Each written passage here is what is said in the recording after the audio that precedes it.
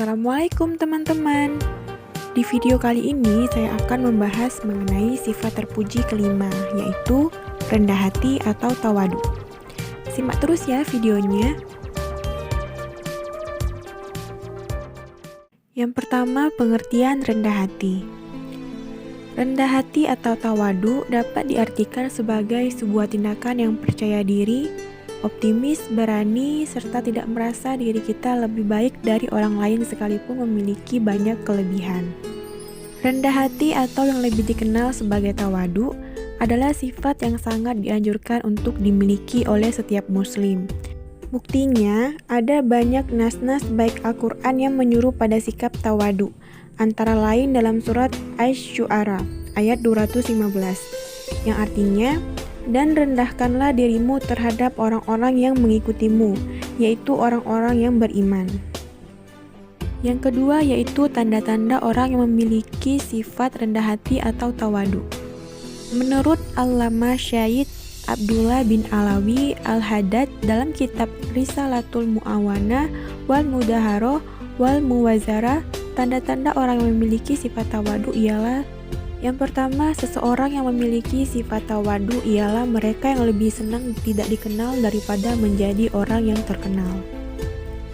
Yang kedua, bersedia menerima kebenaran dari siapapun, baik dari kalangan orang yang terpandang maupun dari kalangan orang yang rendah kedudukannya.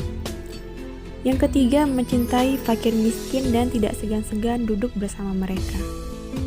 Yang terakhir, selalu bersedia untuk mementingkan kepentingan orang lain dan senang ketika dimintai pertolongan. Lalu bagaimana cara kita agar senantiasa menjadi orang yang rendah hati dan tawadu? Yang pertama, dengan cara mengenal Allah Subhanahu wa Ta'ala.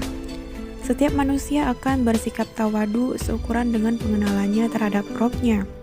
Orang yang mengenal Allah dengan benar akan menyadari bahwa Allah yang Maha Kuasa, Maha Kaya, dan Maha Perkasa yang tidak membutuhkan apapun dari makhluknya.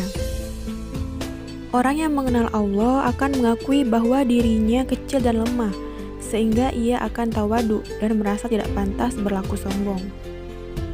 Yang kedua, pikirkan tentang asal-usul manusia. Seseorang apabila ia melihat asal-usulnya, maka ia akan merasa bahwa ia adalah makhluk yang paling hina. Cukuplah ia melihat asal diciptakannya manusia, yaitu berasal dari sperma atau air mani yang hina, yang selalu dibasuh jika terkena pakaian dan badan. Kemudian manusia lahir ke dunia dalam keadaan tanpa daya dan tidak mengetahui apapun.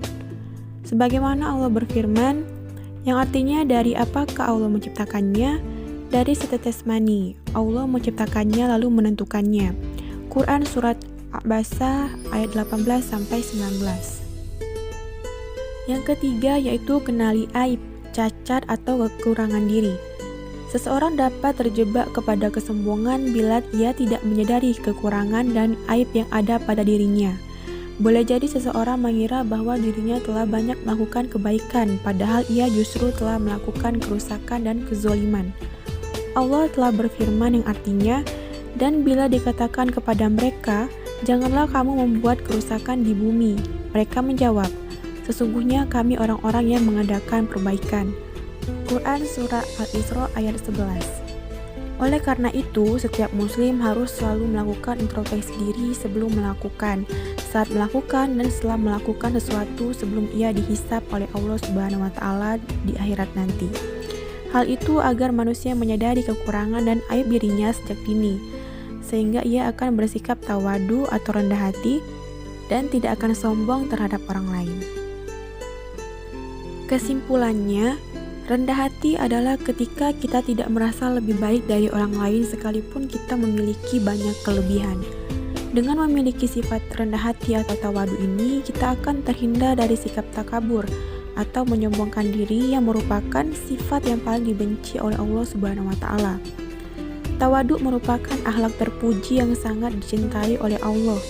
Setiap muslim yang memiliki sifat tawadu, maka derajatnya akan diangkat oleh Allah Subhanahu wa Ta'ala. Sedangkan orang yang mempunyai sifat sombong akan dihinakan oleh Allah. Semoga kita semua bisa menjadi orang yang rendah hati atau tawadu ini ya. Amin ya rabbal alamin. Wassalamualaikum warahmatullahi wabarakatuh.